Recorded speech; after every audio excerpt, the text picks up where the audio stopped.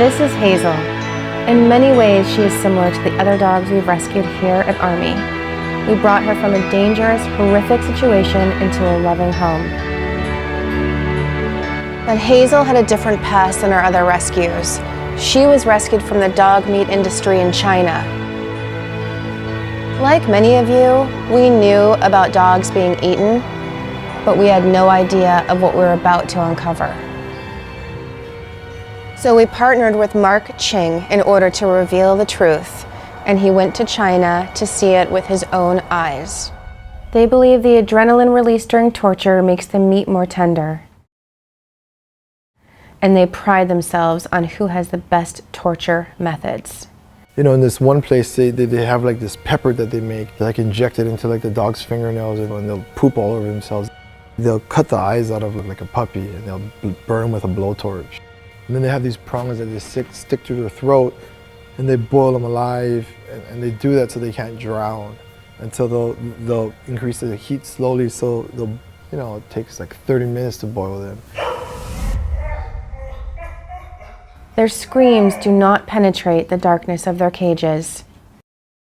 Until now. Marc posed as a meat buyer for the US black market to gain access to the dogs. Then we flew them home. And so these dogs that are coming, they've all lived a life that most of us can never imagine.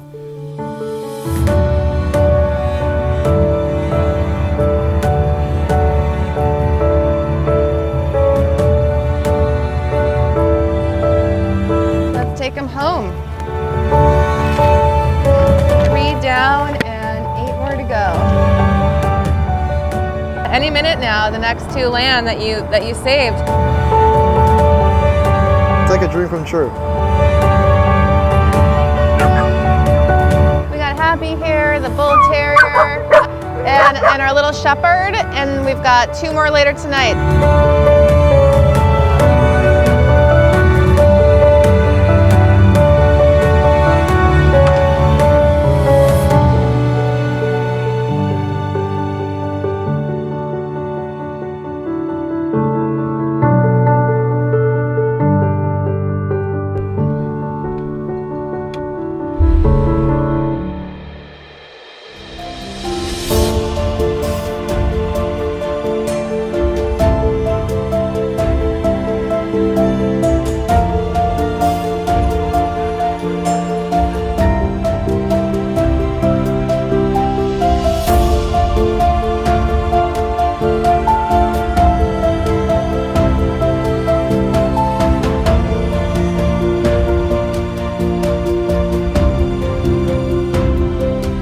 Yeah, so the shepherd that has like the mobility problems, usually when they bind them, they bind their paws and their feet.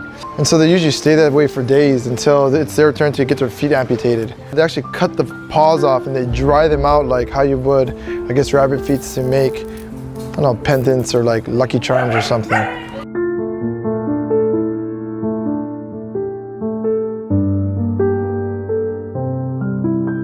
If I was this dog and if somebody was electrocuting me, or if somebody had me in a box and was poking my eyes out, you know, the only thing I told them was, I'm gonna take you to a place that you're treated like children. This is Charlie, and he's been living with our family. Charlie is like a really good and peaceful dog. I like to take him on walks with my sisters.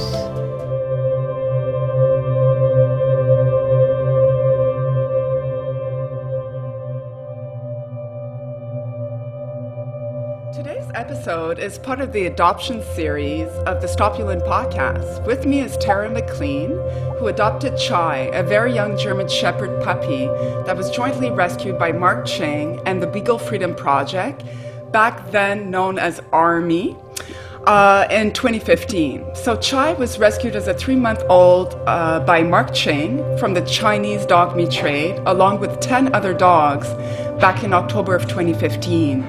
He is one of the first rescues from China's dog meat trade that was adopted into the United States. Chai changed, obviously, Tara's life forever, and she graciously agreed to share his story with us today. So welcome to the show, Tara. Thank you. And I should say Chai, because Chai is with you. We'll try to take a glimpse of him. I don't know if it's possible You want me now. to see? Oh yeah, he's still late. He's laying down Oh behind. my God. Come Can here, you? Chai. Come here, Oh, Chai. hi, Chai. It's all Hi, about you today, Chai. Yes, buddy. You're the star Hi. of the show. What a gorgeous dog. Isn't he handsome? Oh my God, he's more than handsome, and he's wearing my favorite color. I Oh, love purple? purple. Oh my God, yes. And that's his Beagle Freedom bandana. It says, "Ask me where I came from," and he wears it in public basically to represent all the, I'm trying to fix the camera, sorry. Hey, no problem. Take your time. Well, yeah, because he's an advocate for the cause and he's a Yes. survivor, clearly. Yes. And German Shepherds, my husband is obsessed with German Shepherds and he absolutely wants to adopt one. So it might be in my future. We'll see. They are wonderful. Absolutely. They're amazing. So obviously, I'm so grateful you agreed to be on the show because adoptions is a very important aspect of this cause. And, you know, without adoptions of these dogs, the rescue groups cannot rescue more dogs. I mean, they need an outlet. And the whole point of rescuing dogs from the meat trade is to find them forever homes and to make an impact that way. So obviously we're going to go through Chai's story, which is very emotional, and I'm going to try to keep my cool, and I know you are too, but there might be tears. Try. Yeah, so viewers at home, you might want to get a box of Kleenex, you know, out. I'm just warning you. But before we go through the whole story, I'm always curious. I always ask my guests a little bit how they came to discover the dog cat meat trade. When and how did you first hear about it? So that's a great question. From the East Coast of the United States, and I grew up in a very metropolitan area, and unfortunately, some of the stereotypes we're raised with in the United States are that Chinese food has cats in it. And so from a very young age, I remember my uncles kind of joking like, "Oh, are you having chicken fried cat?" And I didn't understand that. I was like, "What do you mean?" Yeah. And so I definitely thought it was an urban legend and it was just a racist stereotype, and really didn't hear much more about it until my own grandparents did a 3-week vacation in China. And I remember my grandmother coming back and saying to me, "You can never go there because of how much I love animals." Yeah. And I just said to her, I said, "What did you see?" And she said, "That's real. The dogs and the cats in the markets is real." And that's the first time it kind of occurred to me, like, I need to look deeper into this. And at that point in time, really started to discover Yulin. That's the first time I heard of Yulin. And I would say this is probably 2004. Okay. And then it's kept fairly quiet in the media. It was at that time. 2004, that's a long, I mean, before and most of us knew about it. So yeah, long time ago. And then as I have friends who have gone over and traveled through Asia, you know, it's not just China. This is an issue in multiple countries. And so I had friends that would come back and tell me, "Yes, this is true. Don't ever go there." And so it was, you know, because I know my limits as a human being. And so I said, okay. Obviously, there's been human rights issues in China forever, the treatment of little girls and women and people in general. So this was just an added layer of like, okay, how could this be? How could this really be? And then I didn't hear much more about it.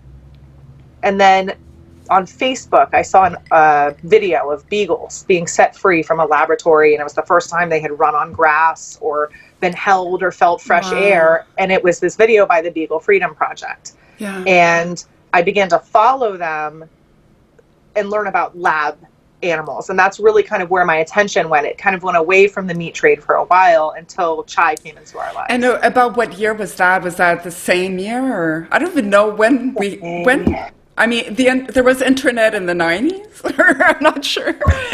I'm not sure, like Facebook, when that came about. So Facebook is about, my first year of law school is when Facebook opened up. So I believe it's 2005. You had to have a .edu account. You had to like a school email because it really was supposed to be a networking site for students.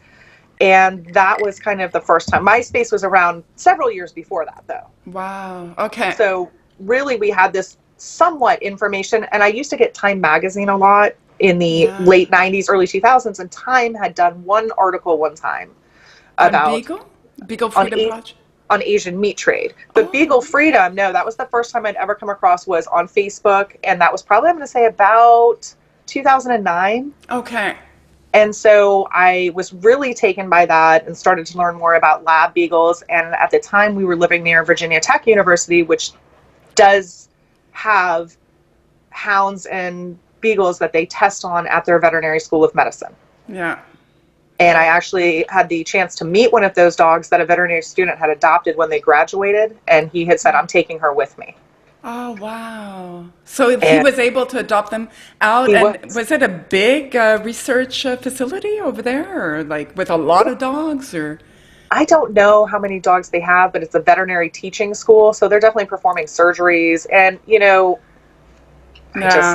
I'm more like, can you operate on something that's already died of natural causes, or, you know, kind of. There are alternatives now, but I mean, back then maybe less. Yeah, so that was your kind of first eye-opening. Yes. Yeah. I couldn't believe, I always thought animal testing happened overseas in China. You know, we do blame China for a lot. And so I always thought, hey, this is not in the U.S. So to find out that we had not only testing places in the U.S., we also have breeding facilities to breed dogs to be tested on within our country here was a shock to me. That's a surprise. That's definitely something that we keep very quiet, in my opinion. Yes, and beagles are particularly targeted for lab research because they are very docile and they do not fight back, and you know, they have a very sweet temperament. Exactly. And it's so heartbreaking when you see those images, because I've seen them, and it's a whole different set of cruelty. You know, we're talking about the dog cat meat trade today, which is horrific. But lab experiment is horrible as well. And for many of these animals, they're caught in this hell for many, many years, you know, and it makes it that much more difficult. Absolutely. And so I'm curious, you are, I believe you have a family. Did they hear about it through you, or, you know, did you discover the dog cat meat trade with your husband? I believe you have a husband. So I had heard about this meat trade, right? And then it kind of just was a wayside memory, and life went on. And my husband and I, when I met my husband, I had 2 German Shepherds, and they were like the loves of my life. And of course, as dogs age, we lose them. And we had lost our female at the end of 2013, and then we lost our male in March of 2015. And I was heartbroken. I mean, these were your family dogs? Like you grew up with them? Or? Oh, no. These were, so when I left college, I got one of these dogs in college, and then I got one in grad school. So they were my dogs. They were dogs that like I was responsible for. I had to let them out. Your babies. No one helping me. They were my everything. And so when I met my husband and I moved in with him when we were dating, they became his dogs. They loved him. And at the time we were living in Oregon, which is incredibly dog-friendly state. You can take your dog almost any restaurant, bar, beach, park, whatever you want. It's a really great life for a dog. So they had wonderful lives, but they had both passed. And my male German Shepherd was really like when you find your soulmate in a dog, I love all my dogs. You bonded, we just had this communication. I almost didn't want to get a German Shepherd ever again because I thought no one could live up to Luke. He was amazing. And so for 9 months, we were down to 1 dog. We usually have anywhere from 2 to 5 dogs at a time. So needless to say, your husband loves animals as much as you. He does. I would not have married him. It's the dog or me while it's the dog. Pretty much. When we met, I had 3 dogs and 3 cats. And it was really a test. When you start dating someone and they say, I like animals, and you bring them in a house with 3 dogs and 3 cats, they either really like animals or they're like, I'm out. And also you see the reaction of your animals to the person. So if, animals are so, they feel energy much more than us. And so if somebody has a bad vibe, well, they're not going to be drawn to them. Exactly. So Luke had passed away in March of 2015. And so in October of 2015, I decided that my one dog was lonely and was missing a playmate and was bored. At the time, we owned our own company, and we were very fortunate to be able to bring our dogs to work with us every day. Wow. So our dogs weren't left at home 6-7 hours a day by themselves. They went everywhere with us. Wow. And they got to go to the dog park on lunch breaks. I mean, they really had such a great life. And so I said, can I look for another dog? And he was like, yeah, sure, absolutely. We always try to rescue dogs that are 2 years or more older, because everybody wants a puppy. Nobody wants a 2 to 3 year old dog, and you have to train them. You have to get rid of the bad habits that they've gotten because they weren't trained. Yeah. And so that's what we've generally done. And I started out on this quest to find a German Shepherd or a German Shepherd mix that was 2 years or older, and preferably a male. So I felt like that wasn't going to be a hard thing. Yeah. And it turned out to be very difficult. And I contacted rescue groups in Washington State, Idaho, Montana, Nevada, and California, and Oregon. Okay. And I was reaching out on websites. I was calling administrators of adoption centers, how is their aggression with cats? How is this? Really like getting to know people and explaining the situation. And I'm like, we have a very good home for a dog. But at the time, we also had 2 16-year-old cats, and they're indoor cats, and they were elderly, and it's their home. So they have to be safe in their home. And every German Shepherd that we were coming across was failing this prey drive. Like, it was lunch for them. It really was. Oh, and my we God. had trained dogs to be cool around cats before, but when a dog is kind of already set in that mind where it's like, I'm going to attack, let's not put them in danger. So we kept looking, and I literally had about given up. And it was very late on a Friday night. My husband had fallen asleep. I'm sure I was watching crime TV, and I was on my laptop still looking for a dog. Yeah, the obsession. And because I'd been looking for a dog 2 or more years older, I hadn't been checking that puppy box. And so I Googled rescue German Shepherd puppies for adoption. Oh. And literally out of the darkness of the internet comes this Pet Finder ad. And I had not been looking at Pet Finder. I'd been looking at rescue groups. It did not occur to me that rescue groups would advertise on Pet Finder. I thought it was more like people trying to rehome their own pets. And so I clicked on it, and I see this absolutely adorable little sprat of a German Shepherd puppy, and my heart was stolen, and I was like, this is my dog. I mean, I really felt that. And so I start to read his story, and I get into the paragraph, and it says, he's a rescue from the Asian dog meat trade. And I was just like, what? Like, what is this? I literally thought it was a scam. Like, I was like, how could this be real? Yeah. And so I see the ARME website. So ARME, ARME, was Animal Rescue Media Education. They were a subgroup of the Beagle Freedom Project. So the Beagle Freedom Project is like the mothership, and then this was kind of a side thing they had done. Right. Because Beagle Freedom does focus primarily on freeing test lab beagles and adopting them out. But the founder, Shannon Keith, it had been brought to her attention that the dog meat trade was a real thing. And so I think that they were trying to find a way, like, how can we have another thing going to help assist with this? So I looked at their website and saw that they were legitimate, and I saw they were affiliated with Beagle Freedom Project, and I had already had that experience of seeing Beagle Freedom on Facebook. So I was like, okay, this is real. This is real, This is legit. Let me fill out an application for this dog. Already knowing it was a possibility the dog could have already been adopted because, he was things so you see on the internet. And he was so cute. Oh, yeah. And it was late October, I think. So everyone, a lot of people do get puppies before the holidays and give them as gifts, which I don't endorse. So I put in an application for him, and I got a call about 3 days later from a really awesome woman named Megan, and she let me know, yes, we have about 22 applications ahead of yours. Oh, okay. We're going to go through them all. This is not 100. Right? That's true. Could have been. She said, we'll interview everybody, and then, we'll do several rounds of interviews. And I said, okay. And we got off the phone, and I was so sad because I had fallen in love with this dog. I had shown my husband, Jason, the dog, and he was like, oh my gosh, yes. Yeah. And I just kept thinking, I was like, this is our dog. Yeah. And so I sat down and I sent Megan an email. So she was one of the adoption coordinators for Beagle Freedom. Yeah. And I sent her an email, and I basically told her, like, our story, like, about our family, about our German Shepherds. I get so emotional with this. About how good our dogs' lives were. And the fact that we had owned German Shepherds before, and so we knew just how big they were going to get, just how hairy they are, how allergic they can be, that they do require a very high-end nutrient diet, that these were not dogs that could just be fed, old Roy. We understood that they were going to have, veterinary care. We went through a lot of skin issues and nerve tumor issues with our German Shepherds. So they do tend to have some health issues. Okay, or I they didn't have even know that. I didn't know that. Yeah, and and the classic with Shepherds is hip dysplasia. So we had been fortunate not to deal with that, but we had a lot of skin issues. So I let her know, like, hey, this is not a dog you're going to get back because we didn't realize he was going to be so big. It's not a dog you're going to get back because we don't have time for him. He's literally going to go to work with us, go everywhere. It's not a dog you're going to get back because we didn't realize he was going to be so expensive. Like, we understand the deal.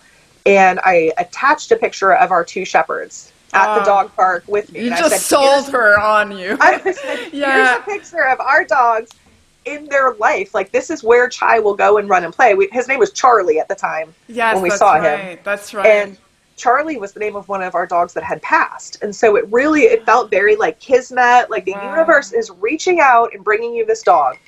And so I sent the email, and I got a call the next day, and she was like, you know what, I'm pretty much going to tell you the dog is yours, because so many of the adopters have said, well, if we can't have him by Christmas, and if we can't have him by this day, we don't want him, because he was going to be a gift for a lot of people. And she said, you're the only one who said, we'll take him when he's ready to travel, when he's healthy, because he did have Giardia when he came over from China, which I'll tell you about in a minute.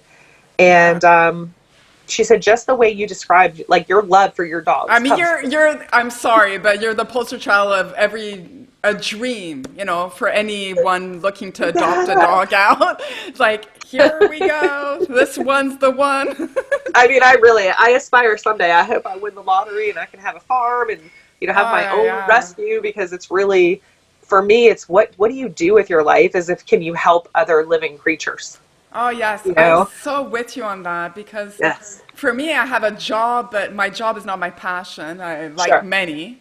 Absolutely. What brings meaning to your life? What is the purpose of your life? And to change a dog's life like you did for Chai and all the other ones before, that is, validation. That brings meaning. So absolutely. And the one thing I want to speak to about the Beagle Freedom Project, what impressed me so much, I actually worked at an animal shelter when I was in graduate school, just because I love animals and I had my own pets, but I wanted to, make a difference for animals that are in transition.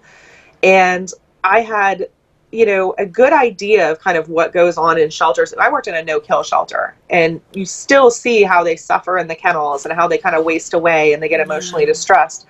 So what I really liked about Beagle Freedom was I filled out an incredible application to even apply for the dog. And then even after I wrote that email, and she was like, basically the dog's yours, but guess what? We're going to do at least 2 FaceTime interviews with you, where I had them on FaceTime on my iPad. I walked them through my house. I walked them through my yard. I showed them my fence. I mean, they wanted to see, like, your dog's going to be safe, secure, everything. So I was really impressed with how thorough they were. And then we went to California to pick him up. We met with Megan, who I had now been talking on the phone with for 6 weeks.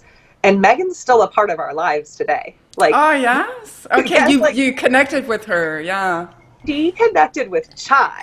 I think no matter who she wants to be a part of his life. I don't blame her one bit. I don't blame her. Absolutely. Oh, my God.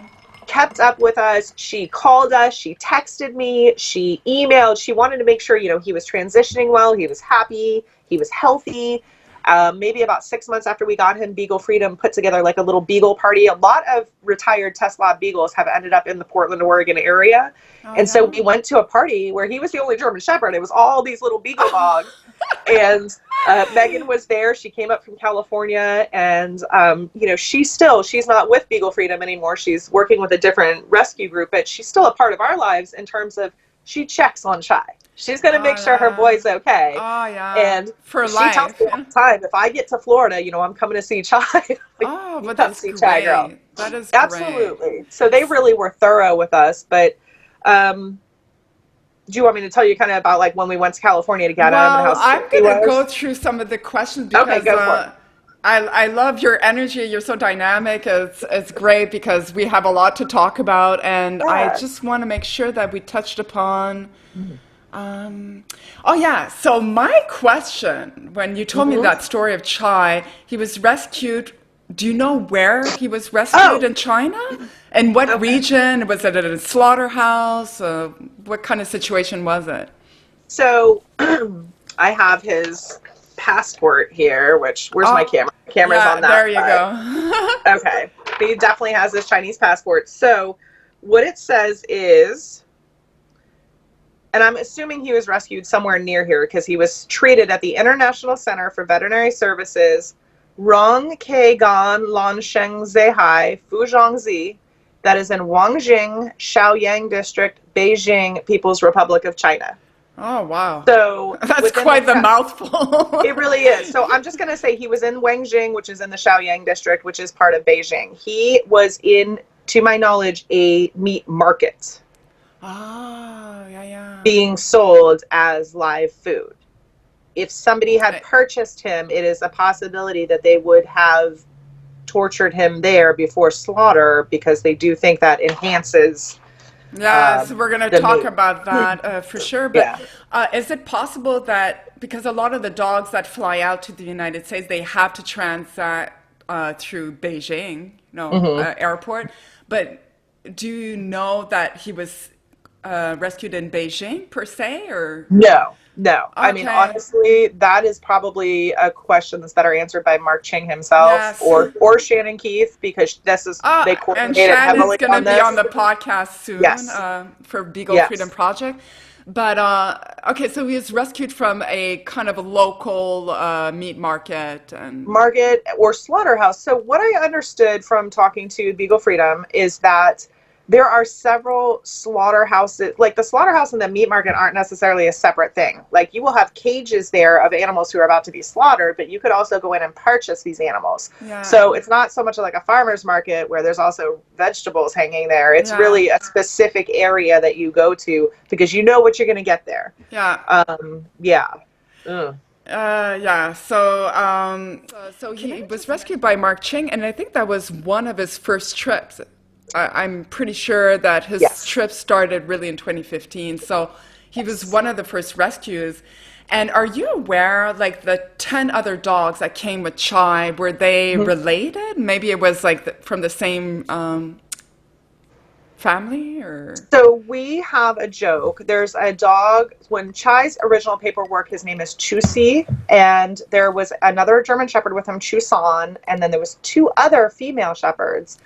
The Chusan looks so identical to Chai that when I post him on Facebook in our Beagle Freedom adopter group, the adopters of Chusi, they always contact me and they're like, I would think you had stolen our dog if I saw you walking down the street. Oh, so wow. dogs are definitely farmed in China, right? And then they're also stolen. Yeah. There's a lot of stolen pets. And then there is a weight limit on dogs in China. So most recently, Beagle Freedom has a rescue right now that just came. Yeah. And 2 of the dogs were rescued because they had gone over their weight limit and were going to be sent to the slaughterhouse anyways. Oh, So, wow. I think absolutely in China, because I've done at this point so many interviews with people, leading experts in different countries. And as I understand it, China might have had farms, dog meat farms back in the day, but they were very small scale. And Animals Asia was on that podcast, and they did a 4-year investigation into the dog meat trade in China. And what they discovered is that they no longer farm dogs because it was not profitable. It's much cheaper to steal a dog than to have to farm them and get the vaccination and all that stuff. So they've done away with farms, but there are still some breeding facilities. And as I understand, in China, these breeding facilities are targeting the pet industry, because there's a growing pet industry in China, and people like the little small dogs, and smaller dogs are allowed in urban cities, and so these breeding facilities are really to supply the pet market, the pet industry market. But a lot of them are strays, and a lot of them unfortunately are stolen. Yes. And Yeah. So that One thing I want to tell you about Chai is that when we took him to our veterinarian in Oregon, we were going to have a microchip implanted for him, and they scanned him, and he did have a microchip, and it was deactivated. It was like blank. Wow. So we can maybe think that he was someone's pet, and when your pet gets stolen in China, you assume you're not going to see that dog again because you kind of know what happens to him. Yeah.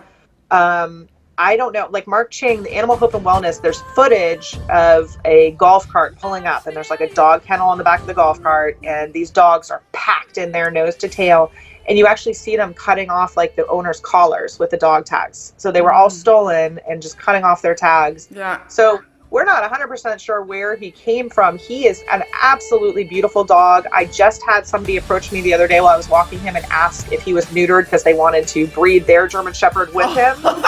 And he is neutered because he is he's living his best life. He's not here to be a breeding dog. No. But that's a common question. People come up to us at the dog park all the time and ask, where did we purchase him from? I mean, he's a very impressive dog. He stands about almost 100 pounds. Wow. So he's really majestic when he runs. Yeah, and so no kidding. he does appear to be a purebred German Shepherd.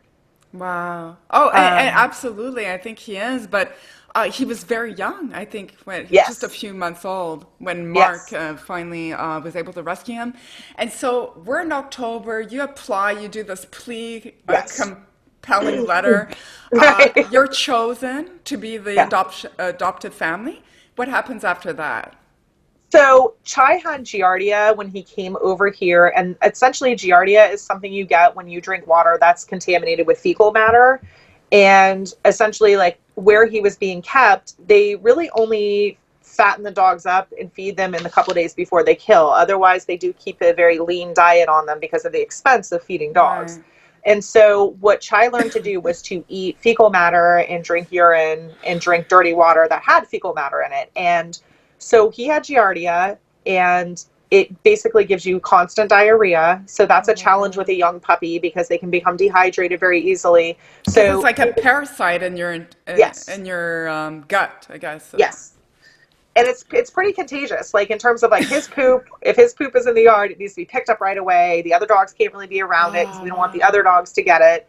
So he, at the request of Beagle Freedom, stayed with his foster family in Los Angeles until he was stabilized. When we got him, it was still about another 2 months of very runny bathroom stool and antibiotics and really just keeping an eye on his health.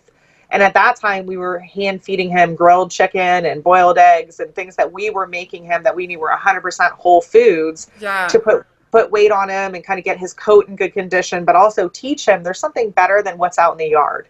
We did have to, he developed coprophagia, which is when dogs eat poop.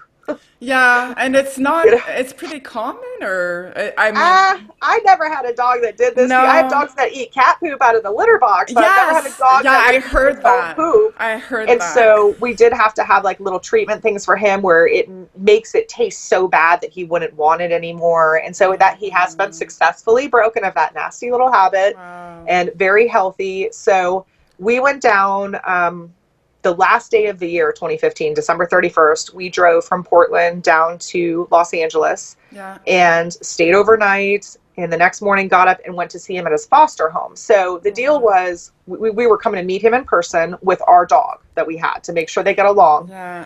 But I did say to the adopter, I said, before we drive, it's about a 24-hour drive from where we live to where we were going. Okay. I said, before we drive, we aren't going to like meet him and then come back to Oregon and then come get him again. Like I'm not coming back. I'm not coming back. That's a long drive. And it was December 31st, did you say? It was December 31st. So that was our New Year's Eve. There's your plan. I mean, it really was. I was like, this is the most important thing we can do this year. Yeah. And so we actually got him on New Year's Day of 2016. And when we met him, it was pretty instant. I mean, he was very cool. He was a floppy puppy. He wanted love. He was in a foster home with 3 kids and 2 big dogs. Okay. So he was kind of learning how to run the yards already anyways. Yeah. We took him for a walk around the block with our dog, with Megan, our adoption coordinator, and the foster mom, and it just worked out. And they actually said, they're like, we kind of want your dog to snap at him to show him, like, I'm the boss and you're coming to my house. And the dog we had at the time was just really laid back and wasn't going to do that. So he actually, while we were filling out the paperwork, the back door to our car was open, and I had that area made up for him. Our other dog was in like the way back area, and he actually like jumped in himself and laid down. Oh my God, it's like, I'm ready to go home. He was like, I'm ready to go. So we officially adopted him that day, brought him back to Oregon. And from the time we had him, we got him about 3.5 months old. He went to work with us every day for 9 months until we sold our company, and he learned to be a shop dog, and people petted him and talked to him. So he's very social. Yeah. He gets very excited when he sees children. He loves to greet children. Wow. He has a true shepherd mentality. He wants all the people together in one spot. He'll try to come over and herd everybody around. He's just been a really great dog. And maybe because he was rescued at such a young age, he didn't feel so much of the trauma. Like, what is your impression about that? Like, do you think he was abused physically, mentally? So he has definitely heard and seen things, is what I'll tell you. Now he'll be we guesstimate his birthday to be August or September, so he'll be 6 this year. But definitely during the first year of his life, it was a lot of confidence building, like teaching him how to be confident, because any loud noise, any high pitched noise, any noise of like, so my husband does a lot of woodworking and stuff, and we have saws and all kinds of stuff in our garage. So if Chai was in the house with me, I would hear like a bandsaw kick on, and it wouldn't really occur to me. And I'd look over, and this dog is shaking like a leaf, like violently shaking, one paw raised in the air, like my hand just shaking. When we took him to the vet, and this is consistent to this day, he will not allow anyone near his rear end. He will not allow anyone to take his temperature. No one can even touch him there except for me. And even then he shakes. If he's being examined, he really buries his head. I mean, he's safe with me. He knows that. So he buries his head into me. But this whole thing with COVID, where they said, we want to separate the dog from you and take him inside, I actually ended up switching vets and getting a vet that comes into your house. Because good for you. I was like, good you know, for my you. dog has heard and seen things that probably he should not have. Yeah. And then we did have an issue with his left front arm. Okay. So he has enormously large paws. And there's a picture I can send you of him at LAX when he's a very small puppy. And you can see as he's sitting there, the left paw is spread open more, as if he's got to put more weight or more balance on it. Right. So when he was about 5 months old, I was home one evening. My husband was not home from work yet. Chai was in the living room by himself, and he let out a scream that to this day haunts me. And I ran in the room, and he had dislocated his elbow. And I was like, what is happening here? And, you know, I just kind of like, I don't know how I got this done. I straightened his arm out, and I just kept rubbing it and straightening it, and it kind of went back in. I called my husband. I said, you have to come home. Because, of course, then he's limping. And I said, you have to come home. Well, it started to be that it would kind of come out of socket if he was running too much, if he was playing too much. So we had it x-rayed at 2 different times. Different radiologists looked at it. Essentially, what it looked like was that he had a trauma as a very young puppy where he was either yanked or hung or yoked by that arm, and it created a very weak area where the growth plate was. And the hope was that as he aged, his growth plates would come together enough to kind of sock it in there. Right.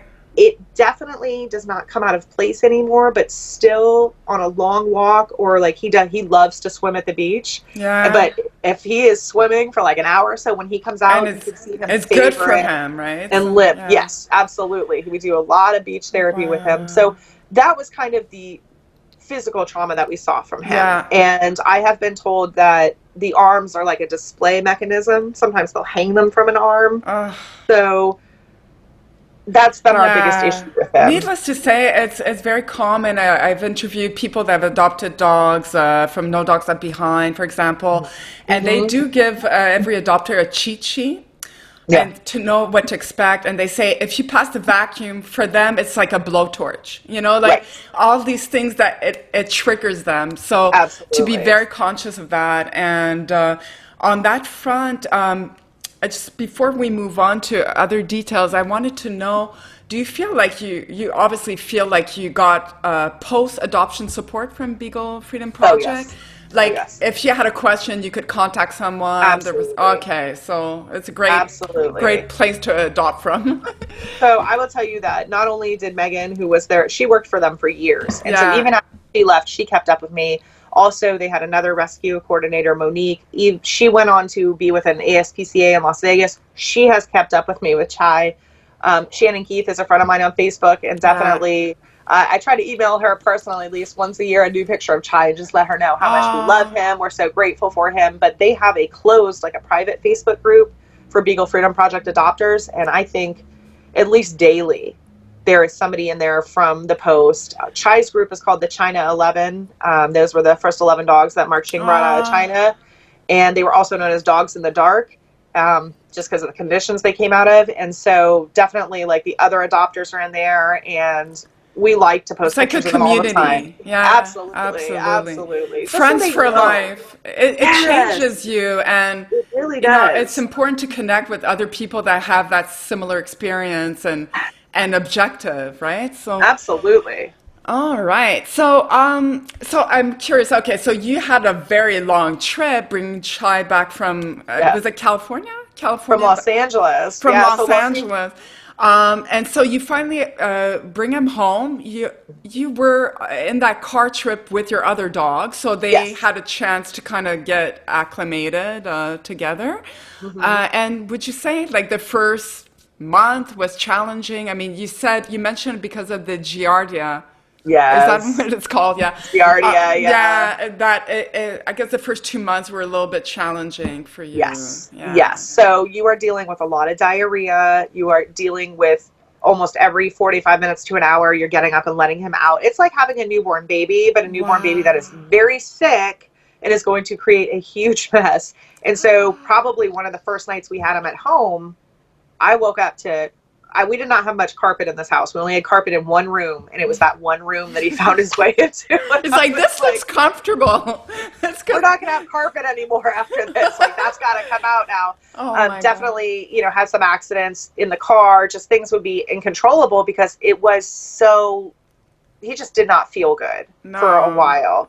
And it really was, at one point I said to my husband, I said, did we get in over our heads? Yeah, it's a lot. It's a lot because, getting up every 45 minutes, are you... Literally. And especially in Oregon at the time, it's cold out in January and February. Like, you are standing outside in 25 to 30 degree weather, letting the little puppy get sick, and you're just like, I got to go to sleep. I got to go to work. Immediately, my thought goes back to the people that wanted a dog for Christmas. Right. They would have returned them. Absolutely. Like, guaranteed. Or worse. Or worse. Because people are crazy like that. They maybe would have just dropped him off at a shelter and not even told Beagle Freedom, we're having a problem. So, we are definitely the right people for him, and he's the right dog for us. I mean, he really... Was it part of the contract? Because a lot of, maybe now it's changed, but, like Beagle Freedom Project, I'm sure what they have in their adoption contract that for whatever reason, you can no longer take care of that dog, that you have to return it to them?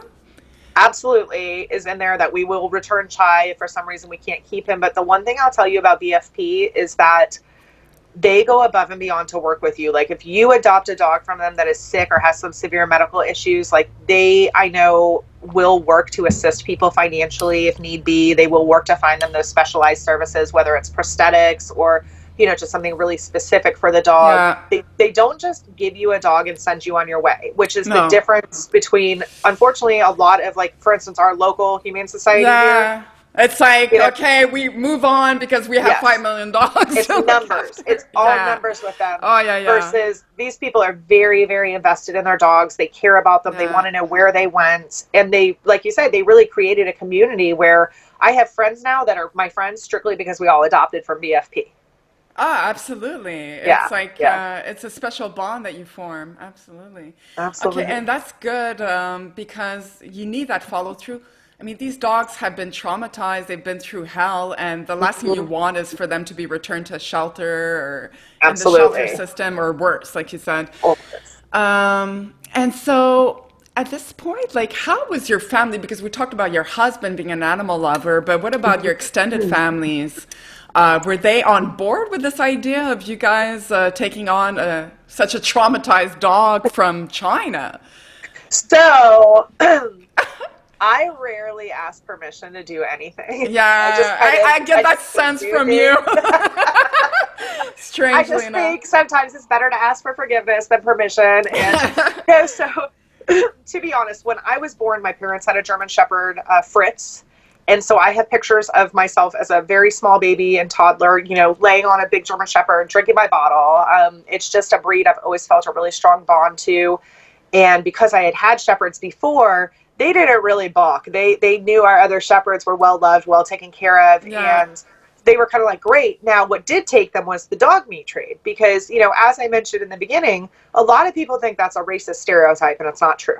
No. And unfortunately, it is true. And so, you know, really, that's been one of the big things since we got Chai is when people do come up to us at the dog park and ask, you know, what breeder did he come from? Or he must have cost you a fortune. I let them know exactly where Chai is from. He is a rescue dog from the Chinese dog meat trade. He was being sold as food. And so many people, their response is, shut up. There's no way. Are you kidding me? There's no way. Oh I didn't think that was real. And as we have, you know, when you adopt from Beagle Freedom, one of the things you do is you agree to be an ambassador for the dogs that are left behind. Your dog is an ambassador for the dogs left behind. So Chai, in his purple bandana, is from the Rescue and Freedom Project and says, ask me where I came from. Yeah. And so we put that on him with the thought of, like, we want people to ask us because we want them to know not only is this real, but, like, if you wanted a dog from the meat trade, there's so many now being brought in and adopted out. Yeah. You can really help a dog. You don't have to buy a $2,500 designer dog. You can save a dog that was being sold as food. And so a lot of people are unaware that it's a real thing still. Yeah. And that's been one of the reasons, you know, during the Yulin festivals, we have a magnet on the car that says Stop Yulin. And we put it on either side where Chai sits. So when he looks out I need to get that magnet. Yes. You're right. It's really something. And so my family has been very supportive. They love Chai. They all adore him. I have a 90-year-old grandmother that he sees 4 or 5 times a week. He's very gentle around her. He's very, you know, respectful. He goes over and licks her foot, lays down on her feet. He knows, like, protect grandma. So he's a really good boy. We have friends that bring over their little child who at the time was maybe 6 months and is in her car chair, and Chai went over and licked her right in the face. And the parents didn't even flinch because they know Chai and they know how gentle he is and that he was just saying hi to the baby. And he's just, his spirit, when you are with a dog that's this big physically and his spirit is so gentle and so loving. I mean, he's like a dog angel. I mean, I sound crazy, I'm sure. And he's like an amazing ambassador because people are naturally drawn to him. Mm-hmm. And the shock, because it's still, I mean, we're in 2021. This has been going on for many years. The Yulin Dog Meat Festival, if we're just going to talk about that, it really started in 2009, officially 2010. Okay. I only discovered about the dog cat meat trade in late 2017, early 2018. Okay. And I myself, I live in Montreal. It's a big city, but very few people are aware of the dog cat meat trade. And when I found out about this, I was shocked, like you, and I felt compelled to try to do something.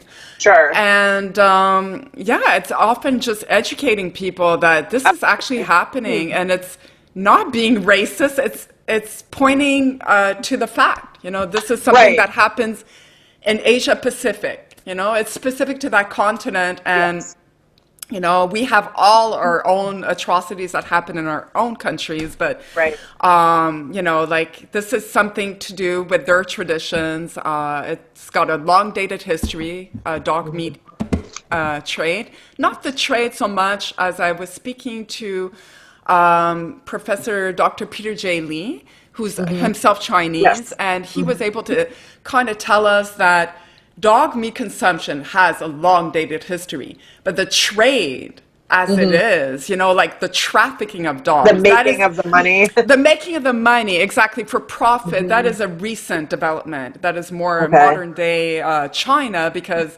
the government kind of encouraged Chinese people to be entrepreneurial and to start businesses, and they would open restaurants and they would cater to people's wishes. And a lot of people wanted to eat dog meat because it has all these There's all these mythical beliefs around dog meat that it will bring about virtuous health. It has all these special virtues. I mean, it keeps them cool during hot summer days, keeps them warm during cold winter days. I mean, it does all sorts of things that dog meat apparently. And we know it sounds preposterous, but it is ingrained in their mentality, and they really truly believe it. And this is where the reason why we're so shocked and outraged here in the West when we heard about the Yulin Dog Meat Festival has a lot to do with the torture. It's not so much that they're eating dogs, okay? Right. If that was the thing, well, it would be sad, but for me, an animal's an animal. Whether you're slaughtering a pig or a dog, it's the same thing for me. But the torture element is really why. And that would be my line in the sand as well. And as you were saying that, one of the things I do have people in my family who are Hindu, and cows are sacred to them for many reasons. And so when I was growing up, I was always very conscious and aware of my Indian cousins to not eat cow meat in front of them, to be respectful. And I think the biggest difference for me, as you said, is the torture element. We do eat literally everything that walks in the United States, but we're not putting spiked collars on the cows and hanging them slowly into boiling water and then stripping their skin. I mean, it's really, you can eat an animal, but think of how the Native Americans have respect for the animals. When they killed an animal for food, they would say a prayer over it and thank the animal for its life and for feeding me. And a quick death, most likely, a gracious, noble death, right? Yeah. And so it really is quite shocking. And one of the things that I've come across since you and I started talking was I have now become aware of the dog leather trade in China. Yes. I'm appalled because as I look at Facebook and I see all the cheap little Facebook ads, these leather purses and leather bags, and when you click on them, they are all coming out of China. And I'm looking at them, and I actually read a horrific article yesterday about it. And I just thought to myself, this is where I really think we have to be very careful where we purchase our goods from. Absolutely. And where things are sourced from. I mean, I don't care what type of leather it is. It should be sourced humanely. Yeah, but that's another point because there is a dog leather industry in China, and it's brutal. PETA has recently put out a campaign. You can sign a pledge to pledge to not wear leather because you don't know where your leather is coming from. And me, I'm a vegan, so for sure I'm not going to wear leather. I stopped wearing leather a long time ago, but for me, it's once again, it's so brutal over there. They just bludgeon dogs, one on top of each other. The dogs witness this. They're cowering in fright. They're traumatized, and it's a horror scene. Yes.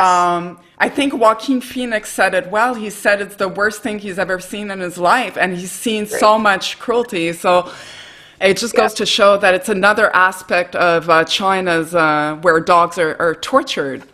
So we were talking about the origins, like how long has this been going on for? And so when I was working at that no-kill shelter, it was the year 2003 and 2004, and they made us watch true training videos, and both of them were set in a meat trade environment. One was cats and one was dogs, and the dog one particularly broke my heart because it was a German Shepherd, and he had clearly been beaten fairly severely. He was in a circle of men, and a man had a noose.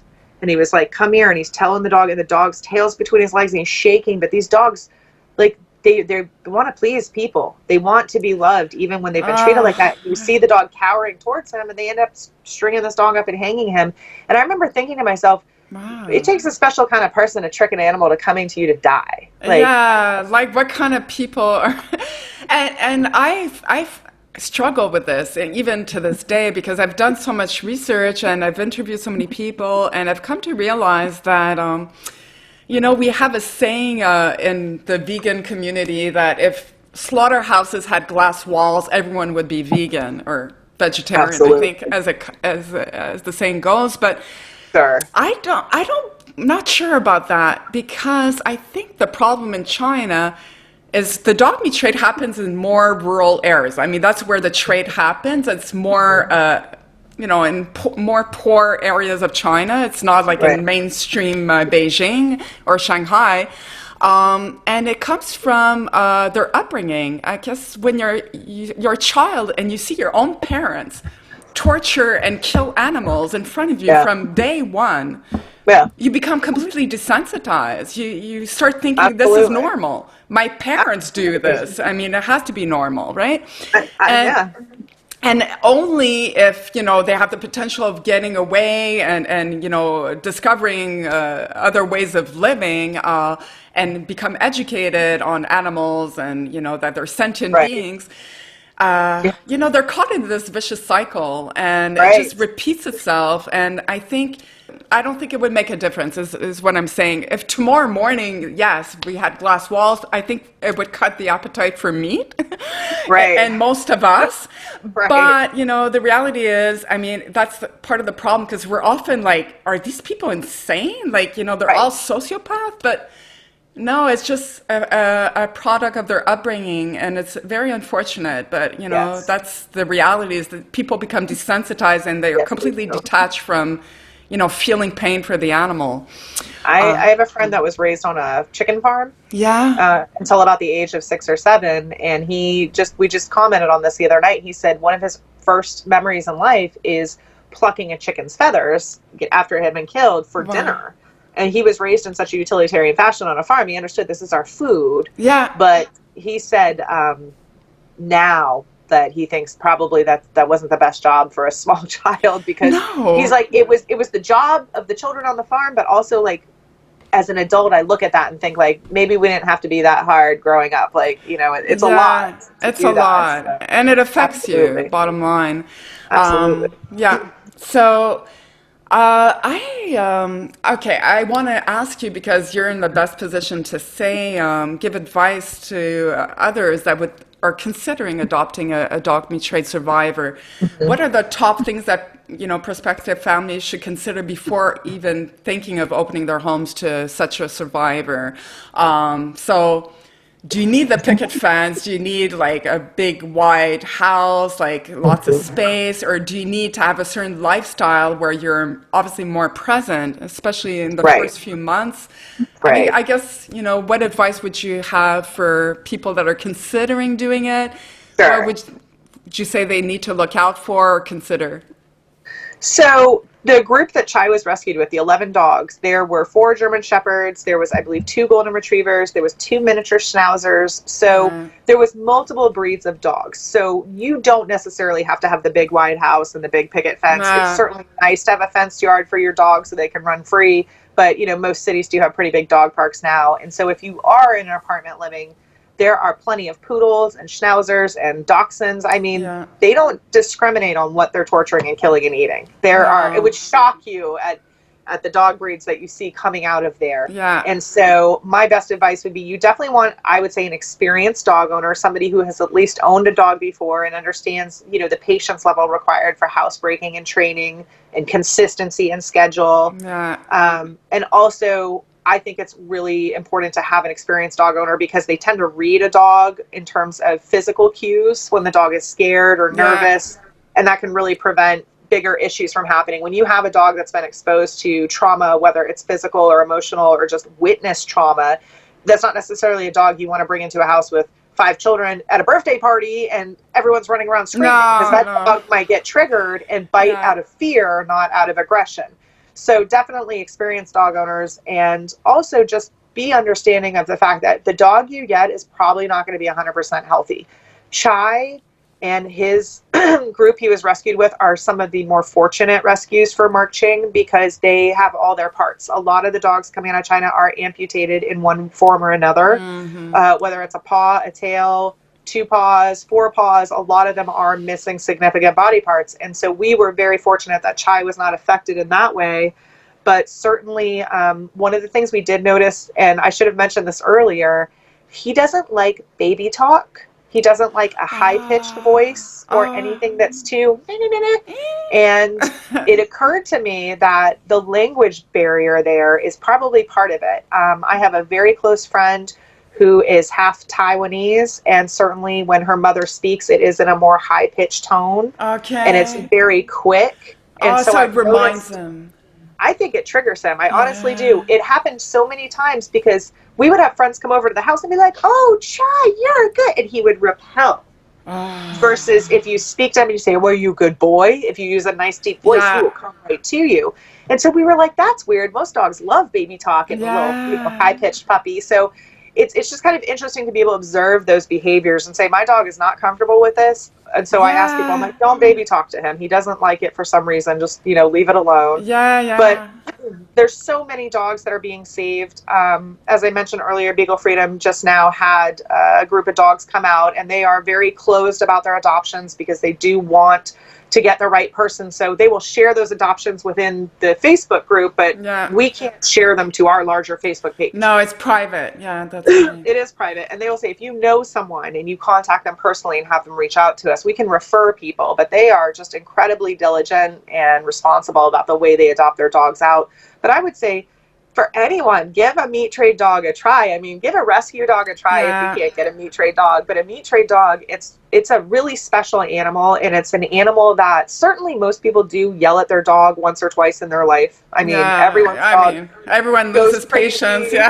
Everyone's dog chews something. Yeah. I can say, we made a really solemn promise to each other that we would not ever expose him to even a yelling argument or anything that makes him uncomfortable.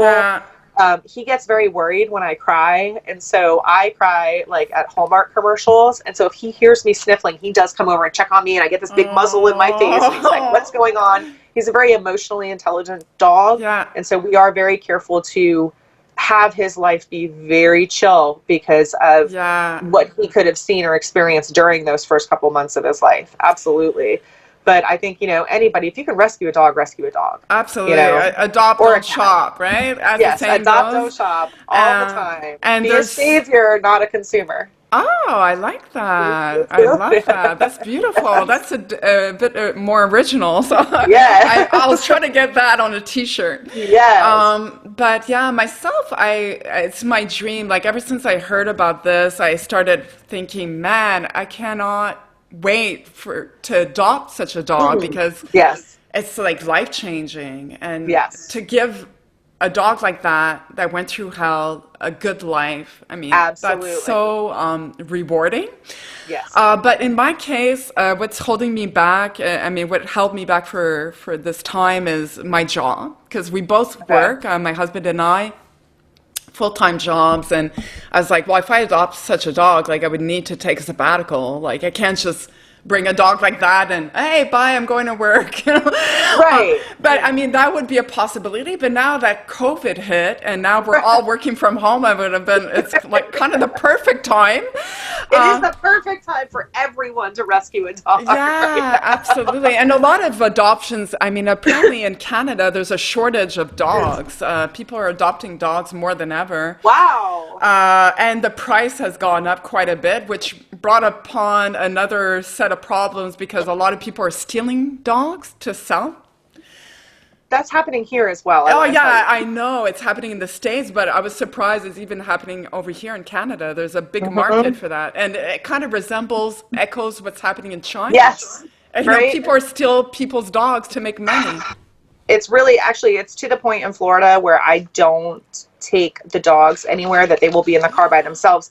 It's rare we can leave them in the car anyways because it's so hot here. Yes. But during the winter months when it's 60 or 70 out during the daytime, if we take them somewhere with us, either my husband or I sits in the car with them. Absolutely, Chai is so docile and good-natured that he would definitely get out of the car and walk with someone.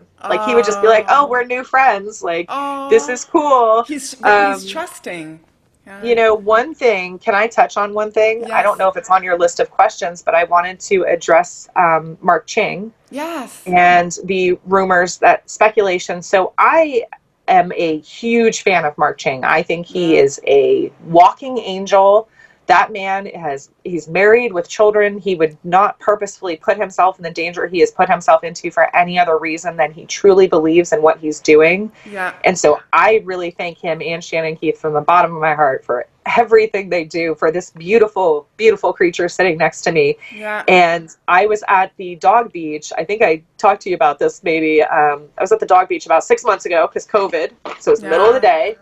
And we had chai, and this lady came over to meet Chai with her dog, and they were having a great time together. And we started to talk, and she was in horse rescue. And so we were talking about, there's a big issue with the horses starving right now. And I let her know about Chai being from the Chinese meat trade. And she was like, oh, I've heard about this. And we really started to talk about it. And a man walked by. He did not have a dog. He was not part of our conversation. Okay. And he goes, that's fake. And I kind of looked at him and I was like, excuse me, sir? He said, that's fake. And I said, no, it's not. And he goes, I just read the article that guy pays them to do these videos. And I honestly will not repeat what I said, but I took him to task and let him know, like, you are not going to speak ill about Marc Ching or anybody else. Yeah. I have a passport for my dog. He's got a passport. Like, he is better traveled than I am. So. And I ended up leaving the park, and my husband was with our other dog on the other side, and he heard me yelling. So that's like how loud and even the lady I met was like, get away from us. Like, we're not talking to you. Yeah. So it really seemed to be a hot button issue. But when I went home, I, of course, Googled this because I had not heard anything about this is fake, this is that.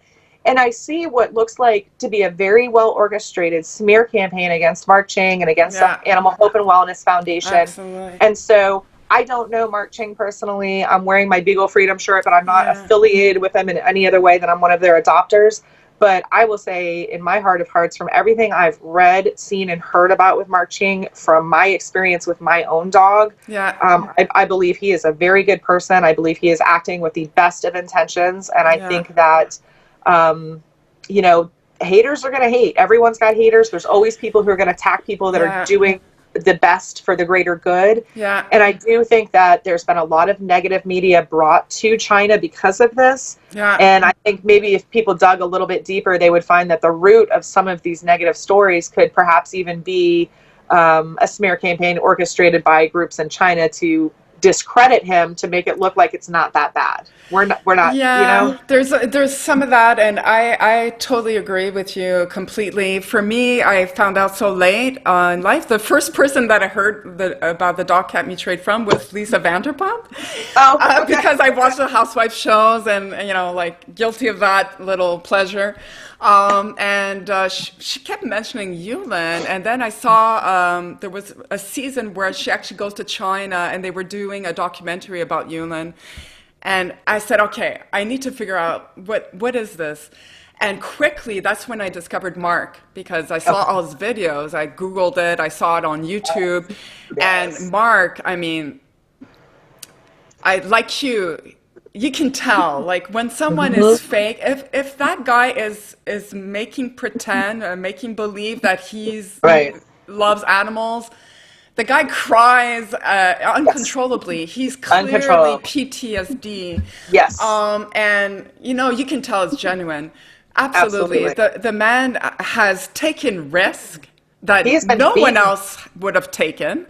Right. He went to China not knowing anything, not knowing anyone. It takes a lot of courage. And he is largely responsible for exposing the issue worldwide. I mean, it's because of all the work that he did, all the campaigns. It really shone a spotlight on this issue. Absolutely. And we should be thanking him instead of, bashing him and pretending that he's an animal abuser. And I will say another thing about the video. First of all, there's no proof of anything. There's no evidence of these claims that he would pay dog meat butchers to torture the dogs in that video. There's a whole campaign called Justice for Jessie, the dog, apparently. And they claim that, the video they have on YouTube, that it's Marc paying the dog and saying, torture him, I'm going to take it on video. You have no proof. There's nowhere in that video that you see Marc. You don't even hear a voice. And it's really done, and from what I've heard and the people I've spoken to that are much more aware of, what goes on behind the scenes, it seems to be orchestrated by, other nonprofits that were very, very much jealous of the donations that Marc attracted, because they Absolutely. attracted a lot of donations when it came out and everyone wanted to help. And, like these nonprofits were already working for years before Marc on this issue. Maybe they weren't very successful. And so they got wind that this guy comes out of nowhere and takes all these donations. They got angry. And it's like human nature to be jealous and to be, like very self-centered. Right. And I think it's just very unfortunate. It really hurts me when I see those kind of rumors spread about. And like you said, you just walked on the beach and some guy thinks he knows it all, like from reading one post. And Marc, the recent press was in the LA Times, and apparently there's been, some charges laid because of the food that he would sell or some Oh, I saw that. unsubstantiated claims that, such product would cure you of cancer or whatever. That's a far cry from what they were accusing him of before. Very different. Yeah, very different. and it's because they had no evidence, they had nothing. So now they're trying to put something else on him. But whatever the case may be, that man, we owe him a lot. And I personally am very, very grateful for everything he's done, for the risks that he's taken. And there's nothing else to say. If you believe those rumors, fine. You're entitled to your belief, but don't start spreading and trying to enlist and embarking other people on it, and just like it just does no good for the dogs.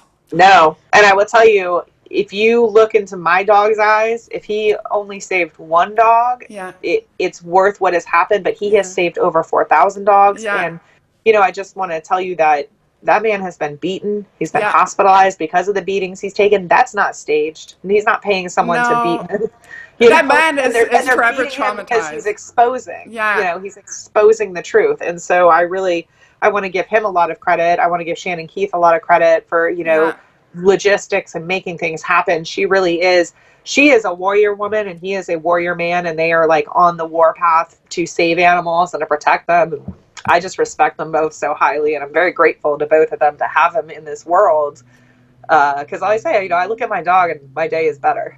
He's special. Exactly, and amen to that. I completely agree with you. And I think these smear campaigns do nothing. And if you really cared about animals, you would not, participate. Because what happens when there's a smear campaign like that and people start believing it? They withdraw their funding. Absolutely. And what happens to the dogs in their care? They have no money, they can't take care of them anymore, and so on and so forth. So anyone who loves animals should not be participating in those slander campaigns. Nothing. We're here in the West, like 7,000 miles away in China. You know nothing. Right. So please be quiet. I encourage them to go over and witness with their own eyes. Go check it out and go see if you would have the courage to face what Marc has faced. Absolutely. And that's how it started, is he was told that this was occurring and he could not believe it. Exactly. Because he's obviously he's got some Chinese descent. He's a Japanese American.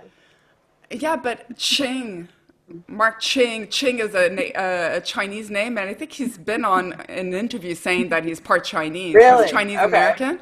Okay. But yes, you're right. I think he's got some Japanese, blood as well. I guess he's a mix. Pretty much this whole country is mixed together. Yeah, exactly. I agree. Yeah. But he was, for that reason, I mean, that's why he went, because he's like, hey, I'm part Chinese. I need to know, like, is this true? And, unfortunately, he did discover that it was, so. My goodness. Yes. So I'm very glad that we touched upon that, and it's nice to clear the air, and it's nice to see that not everyone is drinking the Kool-Aid. Right, exactly. Because people, our media cycle is so quick. There's a new news story every 5 seconds, so people are very quick to just go with the last thing they read or heard, and then if they don't ever see another news story challenging that or changing it, that's just what they roll with. That's and a rhetoric, that they keep. Yes. Great disservice. And exactly. And for me, it's more like, if you don't know, if you don't have irrefutable proof that someone has done this, then just stay out of it. Right. Eventually, let the courts of justice decide if someone is guilty or Absolutely. not. But it's not your Yeah. domain. It's not your Not place. public opinion. Yeah, exactly. Thank you. I wanted to, like, just, between us, I kind of threw in on the spot question because I just thought of it, but let me know if you're not comfortable answering because Yeah. I will remove it. So, because I'm vegan, and, I've noticed when I heard about the cause of the dog cat meat trade, and I joined Facebook for the first time in my life in 2018, I noticed that there was some kind of some vegan groups that were kind of denouncing dog cat meat trade activists that would consume animal products, calling them hypocrites, calling them... Oh, sure. Yeah, I guess maybe you've heard of the same, but it was pretty apparent for me on Facebook because I guess I'm friends with both communities. I have friends from the vegan and I would see it and I was like, I was not happy, obviously, with that kind of rhetoric. I mean, I'm like, why are you like shaming someone that wants to save one animal? Right. Okay, they're not perfect. They are eating meat. Maybe they're not aware of what happens to farm animals. Absolutely. But I guess I was wondering if you had an opinion on that. And also, my other side question on that topic is, when you heard about the dog cat meat trade and open your eyes to animal suffering, has it changed your perspective on other animals suffering that might be happening right here in our U.S. soil? Yes. So, definitely within the Beagle Freedom Project adopter group, we definitely have people who are vegan. We have people who are vegetarian. I'm a pescatarian, so I just eat seafood. And we have people in the group who think it's wrong for other owners to even feed the dogs kibble that has chicken or beef or any animal in it, right? So it's really kind of a personal preference thing. Chai personally is on a salmon and sweet potato diet, so he eats also seafood like we do, and he is allergic to chicken byproduct. So that kind of took that out of our hands, but I do feed him a hard-boiled egg a couple of times a week for his coat. So it's a fine line to walk.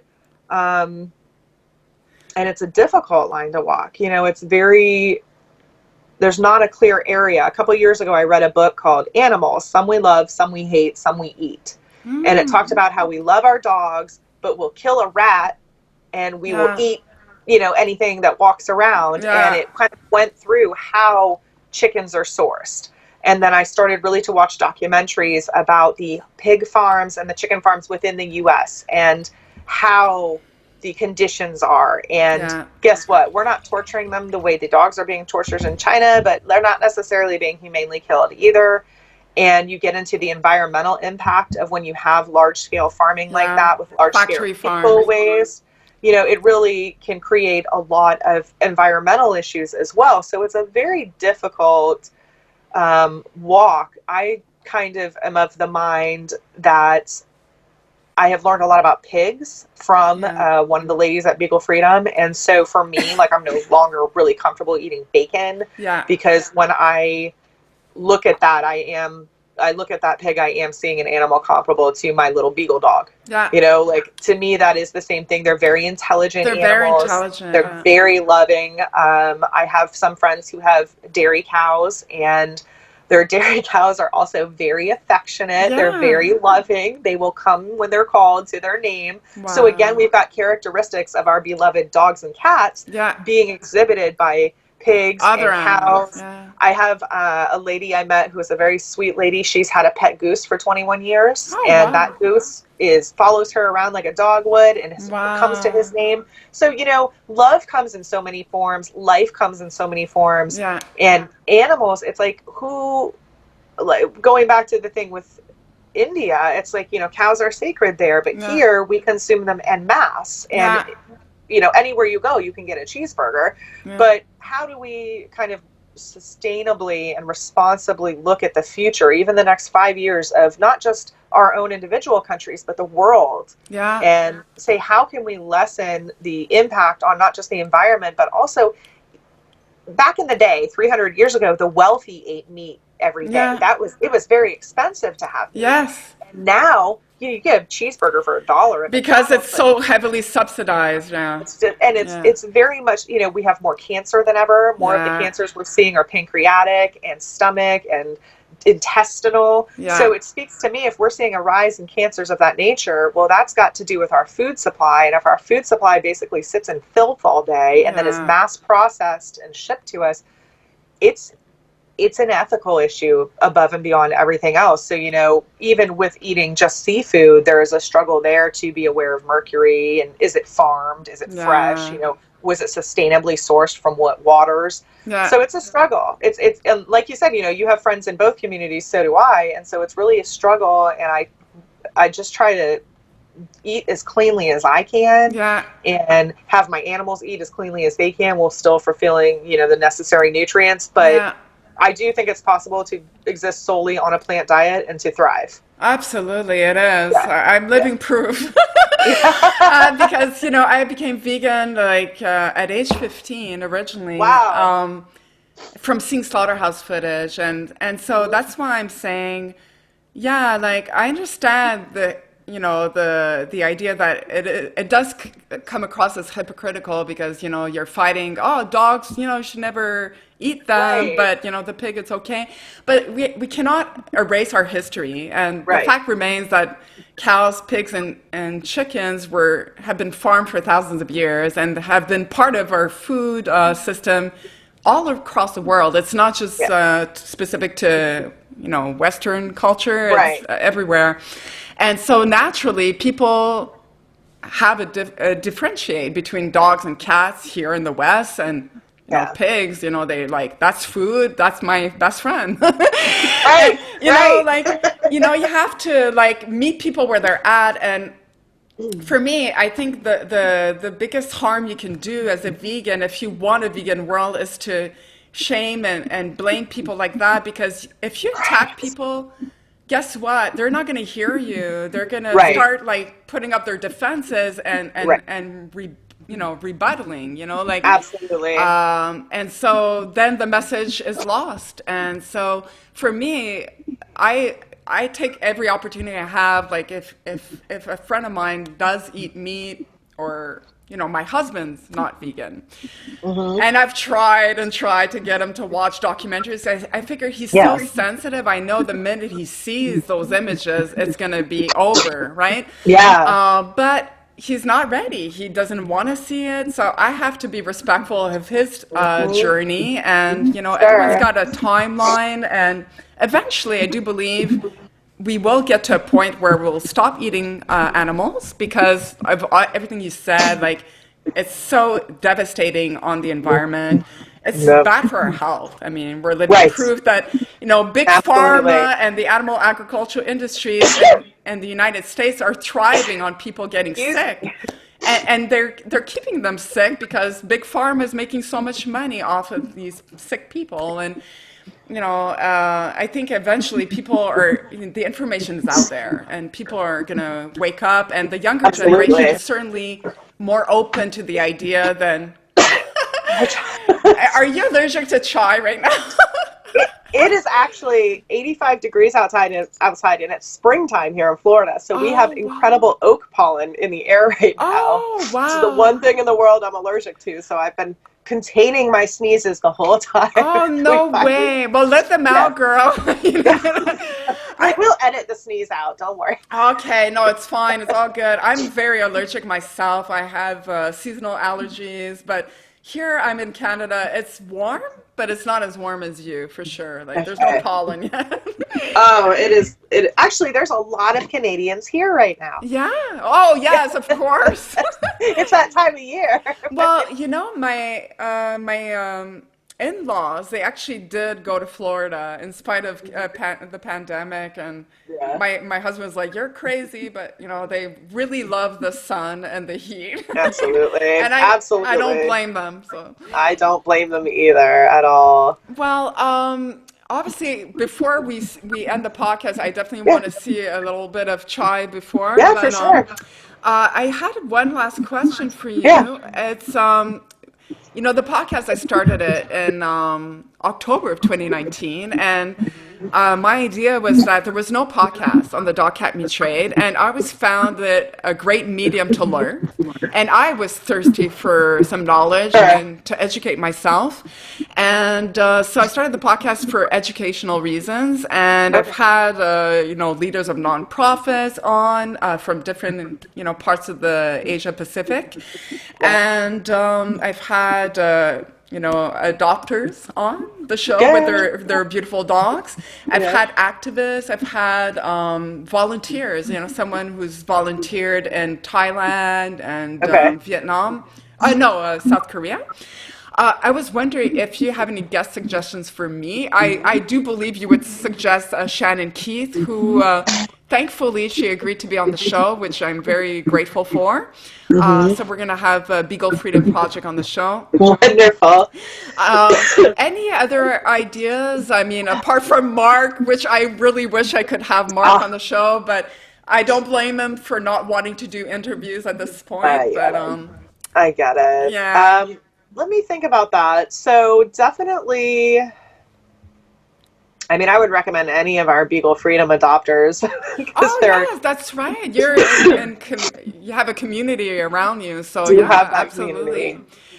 And there are a lot of dog meat trade. I think there's at least 30 that I know in that group that have a dog meat trade. And some of the dogs are from South Korea. Some of them are from China. It's not just from one region. Certainly, I can think of a couple people. Absolutely. I would love that because, like I said, I created a whole series on adoptions because I feel it's so important. And so it'd be great. And Beagle Freedom Project is going to be on the podcast. So it'd be great to have these two adopters from Beagle Freedom Project. Yes. All right. So any parting words for viewers? Any last minute message that you want to put out there? Sure. So my big thing is education and awareness, because as I mentioned in the beginning, I definitely thought that this was a racial stereotype that was being put forward, just kind of an urban legend. I didn't think it was real. And I'm a big proponent of self-education. I think that you can't take other people's words for things. You have to do your own research. You have to read everything. You have to read people that are for something and against it, and the people who sit in the middle, and then you form your opinion out of that, because the truth, there's like four sides to the truth, because there's everyone's perspective involved. And so I really encourage people that if you are wondering about the dog meat trade or the Yulin Festival or the Bacchanal Festival, to please take some time to sit down, and there's reputable media outlets you can find, from the BBC to NPR to there's a lot of it's out there. It's not coming from one source. It's not coming from one media outlet. So take the time to educate yourself, and then think about how you can make a difference, whether it's fostering an animal, whether it's adopting an animal, whether it's doing just a straight up cash donation to one of these groups, or whether it's being more of a political activist and writing to your congressman or to your senators and letting them know that you would like a bill passed to protect animals. In, I believe, 20 of the United States, it's still allowed to consume dog meat. And so there have been people working towards that. It's very antiquated, but it's on the books. Okay, because there was HR 6720 that was passed in 2018, and that made it illegal for anyone to slaughter and consume dogs. But you're talking about like underground, or underground, black market, definitely. There's issues right now with goats being stolen. Oh my God. By communities that do eat goat meat. And so we get into, dogs are no different. We do have people that have come into the U.S. that this is their way. Yeah, absolutely. That's very true. This is what they've done. So it's just, do the research yourself, do the looking into it yourself, make the phone calls and read. And then when you can, take action. And that can happen in so many different ways. But if it can only happen because you share something that's reputable, then share it, you know. And when people challenge you, if someone challenges you on Facebook or anywhere else, and you just start line listing, you know, reputable links, don't take the news from Facebook, but you can put reputable things on Facebook to get the message out there. And then to understand that even though this is something that's occurring in the Asian countries, this is not who most of these people are. There's a lot of people in China and South Korea that are working against the dog meat trade, that love animals, that are trying to stop it. You know, whether it's Soy Dog or No Dog Left Behind, there are groups there that are vehement. And particularly in the younger generations, we're seeing this great reluctance to eat dogs and cats because they have pet dogs and cats.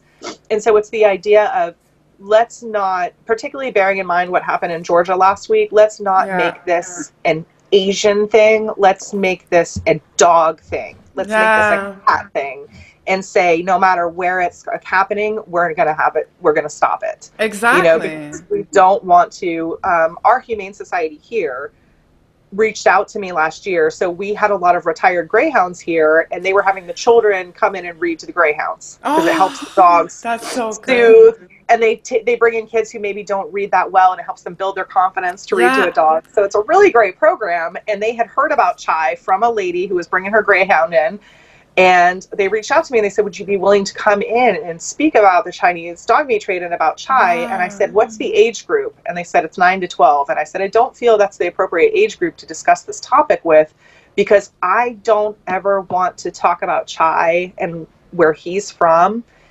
And in that age group where there's not a maturity level to understand, have them then have that stereotype of, well, Chinese people eat dogs, or they go to school and they have a friend who is Asian in some way. And they might be prejudiced because of you eat dogs, your family eats dogs. And so I never wanted Chai's story to be able to be used in a way that would hurt somebody else. And so what I have done is I just don't really speak about it to anyone that's like younger than 14 years old.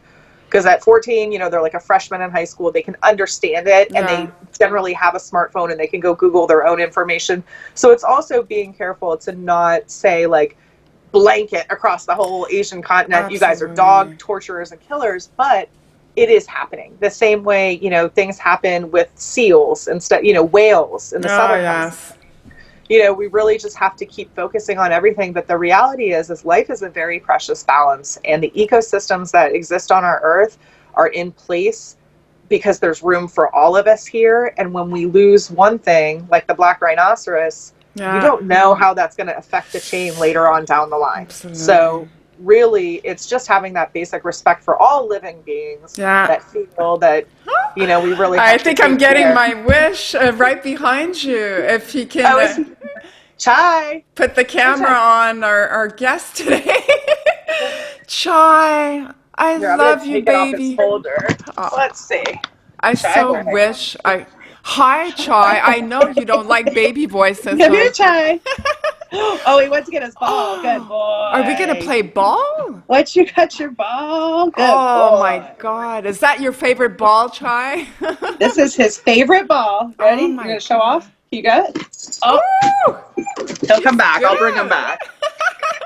So that is his favorite toy ever, and that is probably the 32nd ball of his life. Like, we reorder that ball every time he destroys it, and when we take it out of the package from Chewy.com, he knows, and he gets very excited. Oh my God, Chai. You're so beautiful. He's pretty hyper in terms of, like, right now, he knows we're getting close to dinner time. Hey, Chayo. Chayo, come here. Can you sit? Will you sit? Let us see you. You're so handsome. Let us see you. Oh, there's my buddy. Oh my God, I love you. You come back? You're gonna have a fun time editing this. Come here, buddy. Where's your ball? It's all going in. I'll show you. This is one of his good tricks. Hey, Chai, can you sit? Let me have it. This will do for you. Okay, let me get him in the picture real good. Chai. Oh, yes. Perfect. Chai boy. I got your ball. Where's your ball? Ball. You gonna get it? Ready? Oh! Get it! It's like, let me see. You can come back? Come here, buddy. Let me see. Oh my God, that face. Let me see. Can you sit? Will you sit? Oh, good boy. Sit, Chai. Sit, Chai. Oh, good, Chai. Oh, good Good boy. Chai. Ready? You gonna watch? Can we get your face? Oh, there we go. There's a nice shot. Now he's looking at the camera. Oh, He's that's like, give me that ball. perfect baby. mug Ready? shot. Oh, good catch. Oh, good boy, Chai. Good boy. Yeah. I'm So not he's- talking a baby voice on purpose. I'm like, let No, my voice be strong. and he is generally like sitting next to me. Like he's generally always right He's here so beautiful. with me. He's a really good boy. He's a really great dog. He's stunning. I'm going to show my husband that picture and he's going to go, man, I want my German Shepherd. They are wonderful. I mean, they're a really great breed and they're very emotionally intelligent. They really plug into you and like Yeah. But figure out who you are. I mean, they're wild as puppies. Don't get me wrong.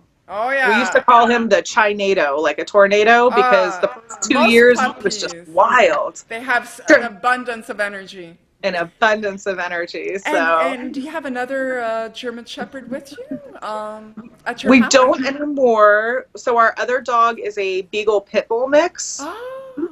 And So what's she's his- about what's pretty his- Miss Peanut because she is about 40 pounds full grown, but she's solid muscle. Oh so my she God. looks like a beagle that has been doing steroids. Oh, You know, and okay. that's she's got that pit bull muscle where she's like really stocky, but her legs are maybe only like 13 inches long. Okay. It's really cute. And you rescued her from a local shelter? Or? So we are her third owners that I know of. Friends of ours found her running down US Highway 301, which is about a 6-lane highway here. Oh my God. And she was about 4 or 5 months old.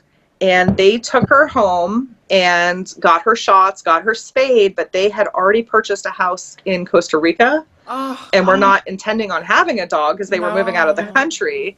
So they went down there for 1 month to sign on their house and do all that. And they said, would you mind watching? She had met Chai and she really liked him. Oh. And they said, would you mind watching her for a month? And I said, yeah, we can, okay. And so we had her for a month and they called us and they said, do you think you might want to keep her? And, We and got my another husband- dog in Costa Rica. right? And my husband had just had really like serious surgery and needed to be on bed rest for a couple weeks. And so she basically became his like emotional support dog. Oh. Like stayed with him. it kind hung of with worked him. out. It kind of It worked out. totally worked out. They're pretty inseparable now. And she adores Chai and Chai adores her. He is very protective of her. The Yeah. only time it becomes an issue is like sometimes at the dog park, if a bigger dog comes up to her, he's like, what's up? Yeah, like, you're that's my- what do you want? that's my what do you friend. want? That's my sister there. Yes. He's like, don't bother her. She's my girl. So they're quite a couple. Oh, wow. Yeah. Well, thank you so much, Absolutely. Tara, for sharing your story. I mean, you've been For so sure. generous with your time. For and sure. It's really nice to know you, I gotta say. Thank you. You're You as amazing. well. Yeah, a good-hearted person that's made a lot of a big difference in Chai's life and so many other dogs. So you. thank you for your generous heart. And Absolutely. And, you know, it brings me a lot of comfort to know that even though you're in a different country, like we are so connected with just the mission to make Yeah. animal life better and the world better and just to be more conscientious in living. yeah, So I love that whenever I can connect with other people out there that have that same belief structure of like, what can we do to just make things better and not cause more harm? I love that. Exactly. It bonds us, and it's For sure. a bond that you don't find just with everyone. So Absolutely. And then, of course, if you need to tape anything, because I was staring at the wrong side of the thing, just give me a call and let me know. no worries. It's all good. It's part of the charm, right? Okay. We'll call it Thank you, that. Tara. Bye. Absolutely. Have a good night. You want to say bye to Chai? Chai? Yes, of course. Hey, Bye, Chai. Chai. I'm giving you a high five. I know you can't, but Do you want to say I love you? but Do you want to say I love you? Do you want to say I love you? oh my God, that's what you were telling me about the singing. Oh, that's awesome. You got to hear the song of his people. I might have to loop that one. Go for it. Go for it. Well, awesome. Have a great weekend. Thanks so much. Perfect ending. Thank you so Thanks. much. Talk to you Absolutely. soon. Bye. Take care.